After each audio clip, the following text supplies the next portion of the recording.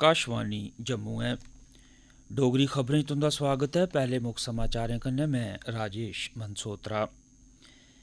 श्रीनगर च आतंकवादी हमले च एक पुलिसकर्मी शहीद होई गया है। राजौरी जिले च सुरक्षा बलें ते आतंकवादियों बश्कार टाकरा शुरू होआ है। प्रधानमंत्री नरेंद्र मोदी होरें भारती पैरालंपिक खडारियें गी देश च तब्दीली आह्नने आस्तै लोकें गी खेड्डें दे अलावा खेत्तरें च प्रेरित करने लेई आखेआ है।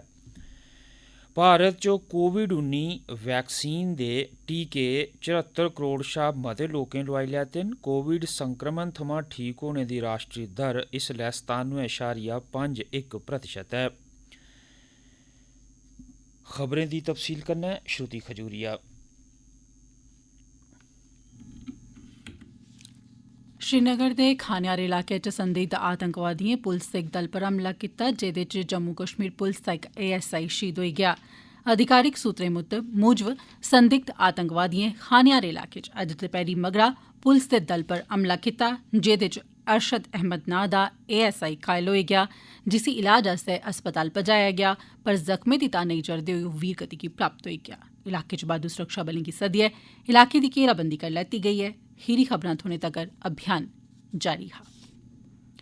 राजौरी जिले दी थन्ना मंडी थाह्र दे बहरूटी ग्रां च सुरक्षा बलें ते आतंकवादिएं बश्कार भखे दा टाकरा भखी पेआ ऐ। साढ़े जम्मू आह्ले संवाददाता ने जानकारी दित्ती ऐ जे कब्जा रेखा कन्नै लगदे इलाके च संदिग्ध नकलो हरकत दिक्खे जाने परैंत सेना ते पुलस आसेआ सांझे तौर पर इलाके दी घेराबंदी करियै तपाशी अभियान शुरू करी दित्ता गेआ। एह् इलाका कब्जा रेखा दे बड़े गै नेड़े ऐ। जियां के सुरक्षा बलें दा सांझा दल संदिग्ध थाह्र कश पुज्जा तां छप्पे दे आतंकवादिएं सुरक्षा बलें पर गोलियां चलाना शुरू करी दित्ता, जेदा सुरक्षा बलें आसेआ बी परता दित्ता गेआ ते मगरा टाकरा भखी पेआ। खीरी खबरां थ्होने तगर एह् अभियान जारी हा। इस ब'रे दे जून म्हीने मगरा जम्मू खित्ते दे राजौरी ते पुंछ जिले च घुसपैठ दिएं घटनाएं च बाद्दा होआ ऐ ते बक्ख बक्ख टाकरें च अजें तगर इत्थै 9 आतंकवादी मारे गे। प्रधानमंत्री नरेंद्र मोदी होरें पैरा ओलंपिक खडारिएं गी आखेआ ऐ जे ओह् आजादी का अमृत महोत्सव मनाने आस्तै खेड्डें दे अलावा होरनें खेत्तें गी चुनन ते लोकें गी प्रेरित करन ते बदलाव आह्नने च उंदी सहायता करन। प्रधानमंत्री होरें पैरालंपिक दल दे अदम्य साहस ते दृढ़ शक्ति दी सराहना कीती। मोदी होरें आखेआ जे सख्त मेहनत दे बल पर इनें खडारिएं प्रतिष्ठा हासल कीती ऐ। इस करी लोक उंदी गल्ल सुनङन बी ते उंदे विचारें गी स्वीकार बी करङन। इस चाल्ली ओह् देसै च बदलाव आह्नने आस्तै बड्डी ते महत्वपूर्ण भूमिका निभाई सकदे न।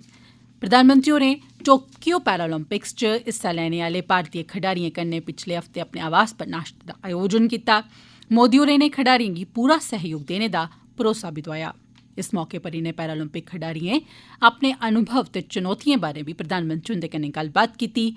उनें हमेशा सहायता ते प्रोत्साहन देने आस्तै प्रधानमंत्री हुंदी प्रशंसा बी कीती।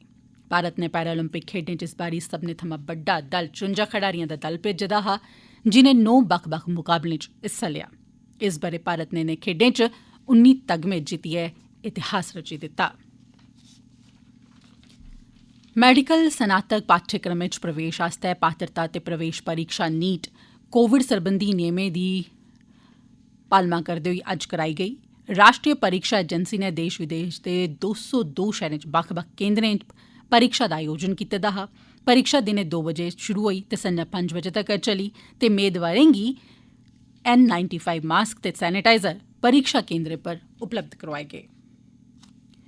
उपराष्ट्रपति एम वैंकेया नायडू होरें आखेआ जे भारत ने वैज्ञानिकें ते सेहत सरबंधी कर्मियें दी मदद कन्नै कोविड-19 आह्ली महामारी कन्नै बेहतर तरीके कन्नै निब्बड़ेआ ऐ ते केईं विकसित देशें कोला बी बेहतर ढंगै सिर स्थिति गी संभालेआ ऐ। चेन्नई च किट्ठे अग्गे बोलदे होई उनें आखेआ जे राष्ट्र सेहत कर्मियें गी नमन करदा ऐ ते वैज्ञानिकें गी बी जिनें वैक्सीन भारत च त्यार करी लैती। उनें सब्भनें नागरिकें गी अपील कीती जे ओह् तौले शा तौले टीका लोआई लैन तां जे त्री लैह्र गी टालेआ जाई सकै। उपराष्ट्रपति होरें आखेआ जे भारत दी अर्थव्यवस्था च सुधार बी आया ऐ, की जे विनिर्माण ते कृषि क्षेत्रें च शानदार कारकरदगी हासल होई ऐ ते देसै गी $5 ट्रिलियन दी अर्थव्यवस्था बनाने दे लक्ष्य गी हासल करी लैता जाग। भारत दी आजादी दा 75 ब'रा शुरू होने दे सिलसिले च आकाशवाणी जम्मू दा क्षेत्रीय समाचार एकांश जम्मू यूनिवर्सिटी दे डिपार्टमेंट ऑफ स्टूडेंट्स वेलफेयर दे सहयोग कन्नै जंदी 9 अगस्त 2021 थमां पेश करा'रदा ऐ विशेष प्रश्नोत्तरी। आज़ादी का Amrit Mahotsav quiz India at 75।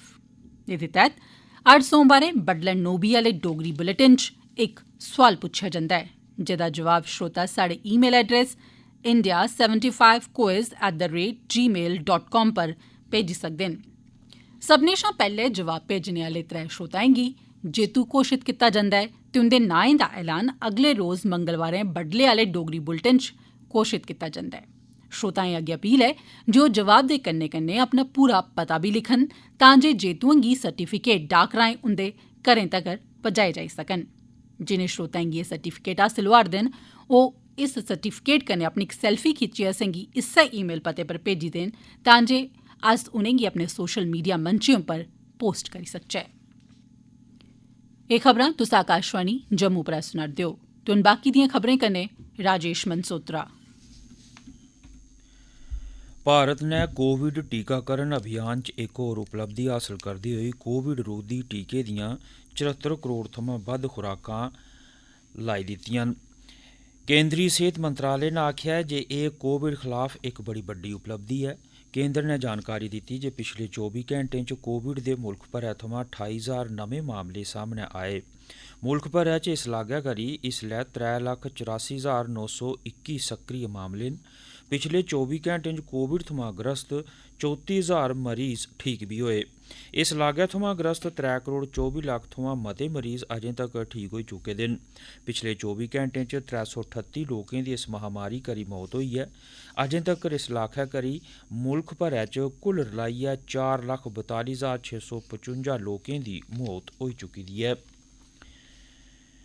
Baramulla जिले दे उप्परले इलाके हमम मरकूट च बदल फटने कन्नै इक बक्करवाल परिवार दे 4 जी मारे गे न। मरने आह्लें च 3 बच्चे न ते इक बुजुर्ग लापता दस्सेआ जा'रदा ऐ।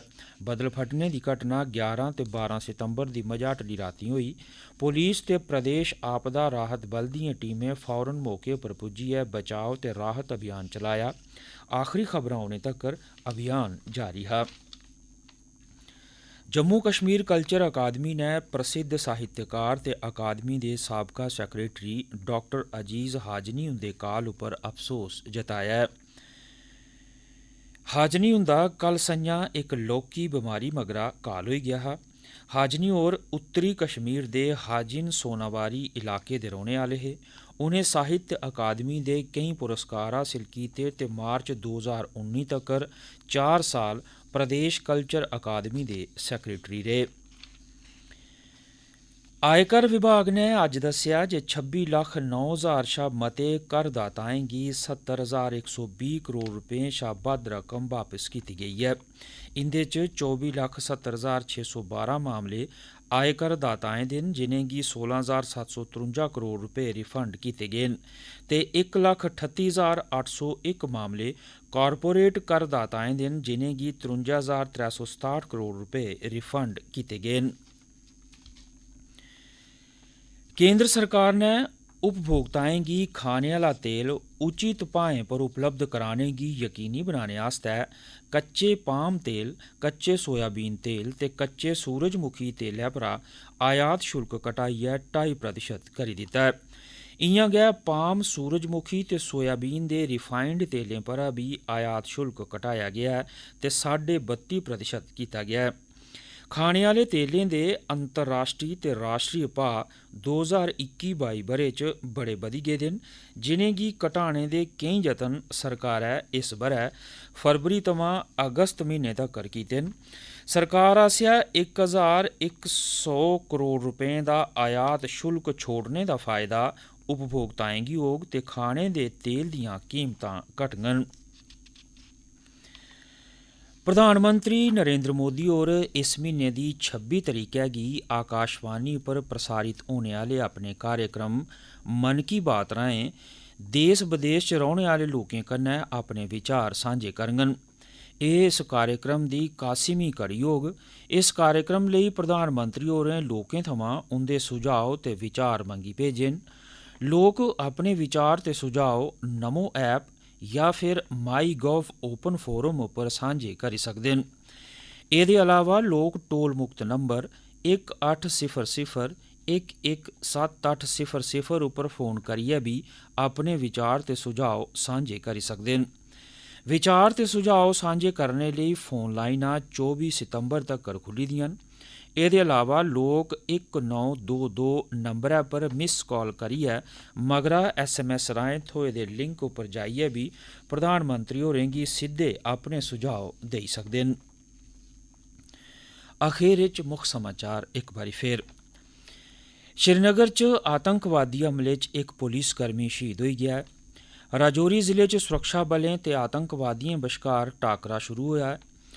प्रधानमंत्री नरेंद्र मोदी होरें भारती पैरालंपिक खडारियें गी देश च तब्दीली आनने आस्तै लोकें गी खेड्डें दे अलावा खेत्तरें च प्रेरित करने लेई आखेआ ऐ ते भारत च कोविड-19 वैक्सीन दे 74 करोड़ शा मते टीके लाए गे न।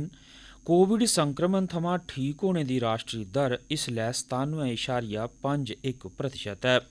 एह्दे कन्नै गै इस बुलेटिन दे समाचार समाप्त होए।